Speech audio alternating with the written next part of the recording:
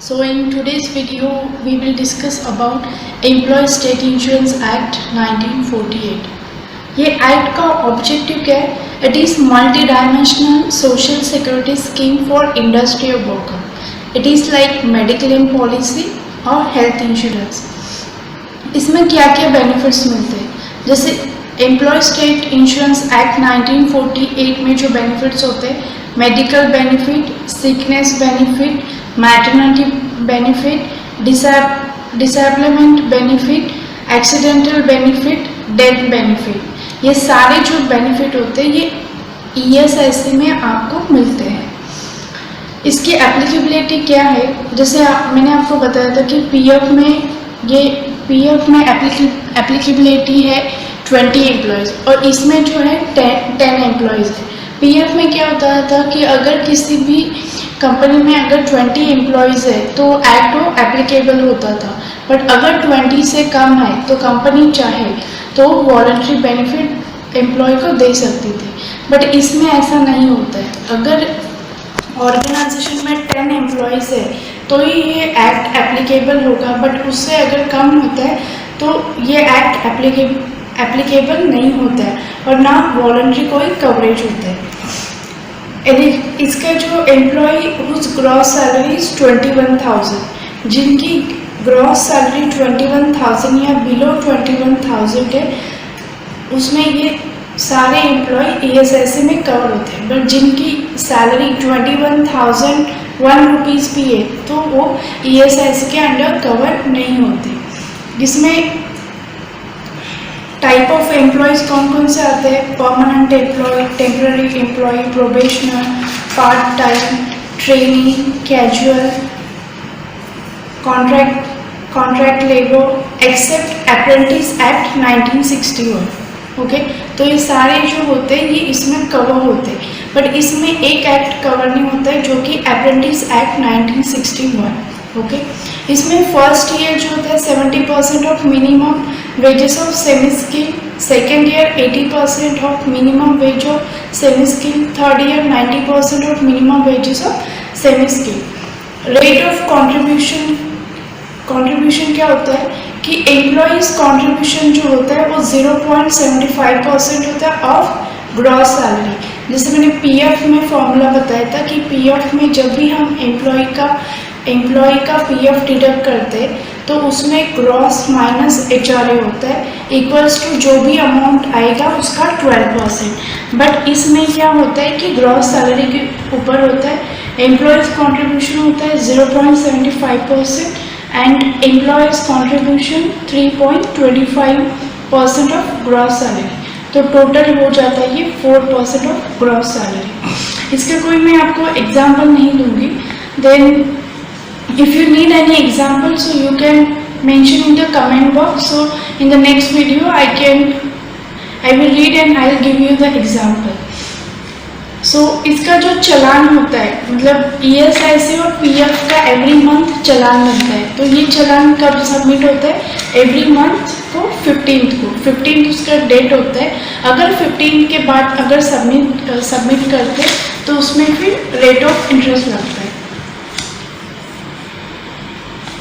पहले क्या था कि हम 21st तक हम चालान अमाउंट पे कर सकते थे सिर्फ ESIC में.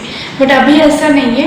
अभी क्या है कि आपको जो चालान अमाउंट है वो एवरी 15th को पे करना पड़ेगा. फॉर एग्जांपल अप्रैल 2015 का चालान अमाउंट हम कब पे करेंगे? अप्रैल का मई के 15th. तो एवरी मंथ आपको ये सिर्फ याद रखना है कि चालान अमाउंट PF और ESIC का एवरी 15 के बिफोर हमें पे करना है. ओके,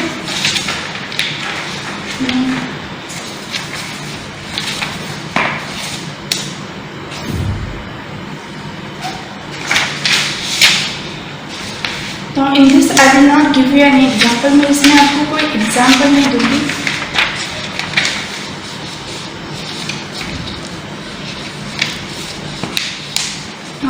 इसमें एक ये होती है कि आपको कुछ चीज़ें ये नोट करनी होती है कि फॉर एग्जांपल किसी एम्प्लॉय की salary, if salary of employees increases which goes beyond the selling 21,000 he will remain covered. अगर किसी एम्प्लॉय का अगर प्रमोशन हो जाता है और उसकी सैलरी इंक्रीज हो जाती है, फॉर एग्जांपल उसकी सैलरी अगर 22,000 हो जाती है, तो उसमें एक कंट्रीब्यूशन और बेनिफिशियल ऐसे कुछ पार्ट है मैं जो आपको बता दूँ। जैसे कोई भी एम्प्लॉय अगर ऑर्गेनाइजेशन ज्वाइन करता है तो उसके ईएसएस की बेनिफिट डेट ऑफ ज्वाइनिंग के 9 बाद उनको मिलना स्टार्ट हो जाते हैं। फॉर एग्जांपल किसी एम्प्लॉय ने अगर जैन में ज्वाइन किए, ओके, तो उसको बेनिफिट कब से मिलेंगे? अक्टूबर से, बिकॉज अगर आप 9 मंथ कैलकुलेट करोगे तो उसके बाद अगर अक्टूबर मंथ आता है तो उसको बेनिफिट मिलना स्टार्ट हो जाता है। इसमें 2 तरह के ये होते हैं, एक होता है कॉन्ट्रीब्यूशन पीरियड और दूसरा होता है बेनिफिशियल पीरियड। कॉन्ट्रीब्यूशन पीरियड मतलब जो कि 6 मंथ्स का ड्यूरेशन होता है, financial year April to March, तो उसमें 6 मंथ्स का ड्यूरेशन कैसे निकला? April to September and October to March. और बेनिफिट पीरियड क्या होता है? 6 मंथ्स ड्यूरेशन कैलेंडर ईयर के हिसाब से होता है, Jan to December. First 6 months का ड्यूरेशन हम कैसे कैलकुलेट करेंगे? January to June and second July to December. It means अगर कोई एम्प्लॉय अप्रैल टू सितंबर के बीच अगर ऑर्गेनाइजेशन ज्वाइन करता है तो उनको ये बेनिफिट कब मिलेंगे? जनवरी टू जून तक। और कोई एम्प्लॉय अगर अक्टूबर टू मार्च अगर ज्वाइन करता है तो उसको बेनिफिट कब से मिलना स्टार्ट होगी? July to December. Okay, so second ये कि जैसे मैंने आपको बताया कि अगर किसी एम्प्लॉय की सैलरी 21,000 है, ओके, 21,000, बट फॉर एग्जांपल उसका प्रमोशन हो गया, उसकी ग्रॉस सैलरी 22,000 हो गई, तो उसमें क्या है कि he will remain covered till the end of the contribution period. अभी जैसे मैंने बताया आपको कि कॉन्ट्रीब्यूशन पीरियड 6 मंथ्स का हम ड्यूरेशन काउंट करते हैं। जैसे फर्स्ट होता है अप्रैल टू सितंबर एंड सेकेंड होता है अक्टूबर टू मार्च। ओके, तो contribution period and after that he will be out of the coverage. For example किसी एम्प्लॉय की जो सैलरी मतलब सैलरी इंक्रीज हुई है 22,000, अगर उसकी हुई है अप्रैल में, तो वो टिल सितंबर तक उसका जो ईएसआई वो डिडक्ट होता रहेगा on the gross salary that is on 21,000। बस सितंबर के बाद उसका ईएसआई कट होना स्टॉप हो जाएगा। ओके, देन ईएसआई किस पे कैलकुलेट होता है? ESI is calculated on over time. ये बोनस कोई भी एक थंब रूल है कि कोई भी if bonus is paid on monthly basis then ESI is calculated on bonus, but if bonus is paid on yearly basis then there will be no calculation।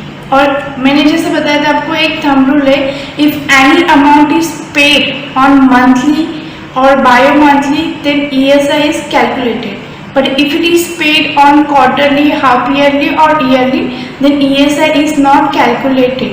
okay, so ESI is not calculated on washing allowance। for example जैसे अप्रैल में salary थी किसी employ की, जैसे मैंने आपको बताया था कि 21,000 में अगर उसकी ग्रॉस सैलरी इंक्रीज हो जाती है, उसका प्रमोशन या जो भी है, तो 22,000 हो जाती है। तो अगर किसी एम्प्लॉय की सैलरी अप्रैल में थी, अप्रैल में वो ESI में कवर था, तब उसकी ग्रॉस सैलरी 18,000 थी, बट उसकी फिर मई में सैलरी 22,000 होगी। तो टिल सितंबर जैसे हमने बताया था कि कंट्रीब्यूशन पीरियड में जो 6 मंथ्स का है, अप्रैल में उसकी सैलरी इंक्रीज हो गई है, तो अप्रैल का जो 6 मंथ्स का कंट्रीब्यूशन कब एंड होता है? सितंबर में।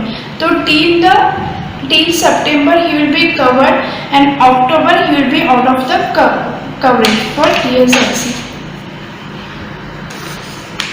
जैसे मैं आपको बताया था कि चालान अमाउंट जो होता है, चालान एवरी 15 या 15 से बिफोर आपको चालान अमाउंट सबमिट करना होता है। अगर उसका जो मोड ऑफ पेमेंट होता है वो क्या होता है? जैसे NEFT and RTGS and interest on delay payment. अगर आपका चालान अमाउंट आपने डिले कर दिया तो डिले पेमेंट का 20% पर एनम सेम एज ईपीएफ। ईपीएफ में भी क्या होता है, अगर आप चालान अमाउंट 15 के बाद पे करते हो तो 12% पर एनम का कैलकुलेट होता है। पेनल्टी और डैमेज एज पर जैसे स्लैब होता है, नंबर ऑफ मंथ में अगर डिले होता है तो कैसे होता है, जैसे for example 0 to 2 month, less than 2 months अगर हो गया तो 5% पर एनम है, 2 to 4 मंथ्स हो गया तो 10% पर एनम, 4 to 6 मंथ्स हो गया तो 15% per annum, 6 and about 25% per annum. अभी किसी अगर ऑर्गेनाइजेशन में पहले थे 9 एम्प्लॉयज़ बट अभी हो गए 10, फॉर एग्जांपल अगर 10 एम्प्लॉय हो गए और अगर कंपनी को उनका ऑर्गेनाइजेशन के लिए रजिस्ट्रेशन करना है ऑर्गेनाइजेशन को ईएसआईसी के लिए, एम्प्लॉय के लिए ईएसआईसी के लिए, तो उसका क्या फॉर्मेट होता है, उसके लिए होता है www.esic.in। ओके, इसमें एक एप्लीकेशन फॉर्म है, फॉर्म नंबर 1, वो जो आपको फिलअप करना होता है, और with in 15 days of applicability, जब से आपके एम्प्लॉय मतलब फॉर एग्जांपल आपके ऑर्गेनाइजेशन में 10 एम्प्लॉयज़ हो गए तो विद इन उस दिन से विद इन 15 डेज में आपको ऑर्गेनाइजेशन को ईएसआईसी के अंडर रजिस्ट्रेशन करना होता है। ये प्रोसीजर क्या होती है, ऑनलाइन होती है, और रजिस्ट्रेशन सर्टिफिकेट मिलता है, certificate letter, ESIC code allocated letter हो जाता है जो कि C11 है। वैलिडिटी, एक बार अगर ऑर्गेनाइजेशन में ईएसआईसी के अंडर रजिस्ट्रेशन कर लिया तो उनकी जो वैलिडिटी होती है वो लाइफ टाइम के लिए होती है, अनटिल ऑर्गेनाइजेशन जब तक वो कैंसिल नहीं करेगा तब तक। और ईएसआईसी कोड जो कि user name for online activities होता है ऑर्गेनाइजेशन के लिए, वो 17 डिजिट होता है। Now if I talk about employee, तो एम्प्लॉय के लिए क्या होता है, जब एम्प्लॉय ज्वाइन होता है किसी भी न्यू ऑर्गेनाइजेशन में और उसकी ग्रॉस सैलरी अगर बिलो 21,000 है तो वो ईएसआईसी में कवर होता है, तो उसके लिए first at the time of joining उसको फॉर्म नंबर 1 दिया जाता है, to be collected from govern employ and required for generation of TIC means temporary identification certificate, now known as e पहचान कार्ड। और ये ऑनलाइन होता है, इट इज़ नॉट सबमिटेड, मतलब ये कहीं पे आपको सबमिट करने की ज़रूरत नहीं होती। TIC generation process is online. It is valid for 30 days. IP means insured person number, which is 10 digit. Okay, so now फिर कुछ रजिस्टर्ड होते हैं ESIC एक्ट के अंडर, आपको वो मेंटेन करना होता है, जैसे कि registration of employee form number 6, accident register form number 11 and inspection book hard book register होता है जो कि ब्लैंक होता है। Return to be submitted by the company under the मतलब कौन कौन से रिटर्न होते हैं जो ऑर्गेनाइजेशन को सबमिट करना होता है, ओके, ESIC एक्ट के अंडर। एनुअल रिटर्न जो होता है जैसे calendar year Jan to December form number 1A every 31st January every year to be submitted with ESIC regional and sub regional office. Accidental report form number 12 जो कि within 24 hours आपको fill up करना होता है, ये process होती है online. जैसे मैंने आपको बताया था मंथली चलन ये होता है 15th ऑफ फॉलोइंग मंथ्स।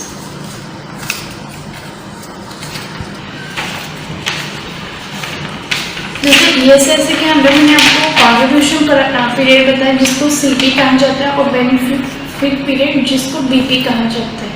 तो कॉन्ट्रीब्यूशन पीरियड मीन CP जो होता है 6 मंथ्स का ड्यूरेशन, जैसे फाइनेंशियल ईयर अप्रैल टू मार्च में काउंट किया जाता है, और इसका जो 6 मंथ्स का ड्यूरेशन हम कैसे काउंट करते हैं, April to September and October to March. And benefit period जो होता है वो जैन टू दिसंबर होता है, तो उसका 6 मंथ्स का हमने ड्यूरेशन कैसे डिवाइड किया है, Jan to June and July to December. अभी इसमें जो बेनिफिट मिलते हैं वो बेनिफिट कैसे और किस दिन से मिलना स्टार्ट होता है मैं आपको बताऊँ। मैंने आपको वीडियो के स्टार्टिंग में बताया था कि आपको कोई भी एम्प्लॉय अगर ज्वाइन होता है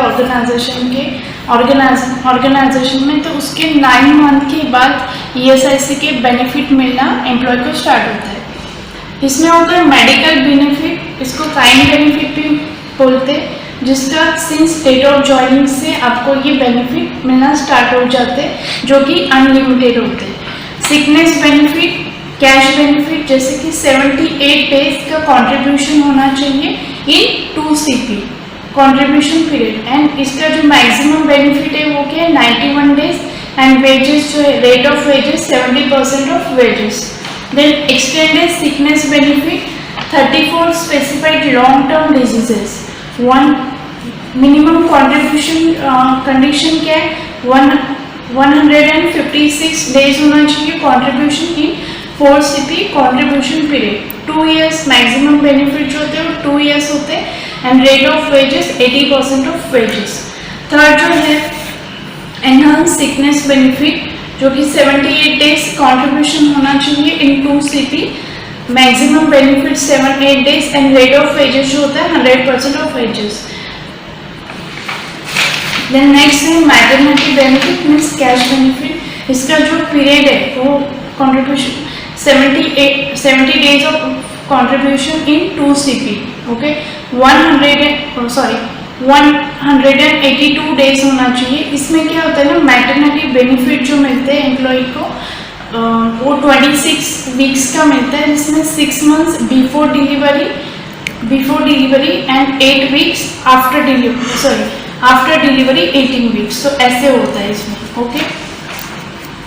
एंड 100% ऑफ वेजेस होते हैं। Disable benefit, cash benefit since date of joining as long as disability continue, so 90% of wages इसमें होते हैं। Dependent benefit since date of joining, and monthly pension up to spouse and children up to at the age of 25 years, 90% of wages. Funeral expenses since date of joining maximum is 15,000. Okay, so now this is all about. I hope you liked my video. So see you in the next video.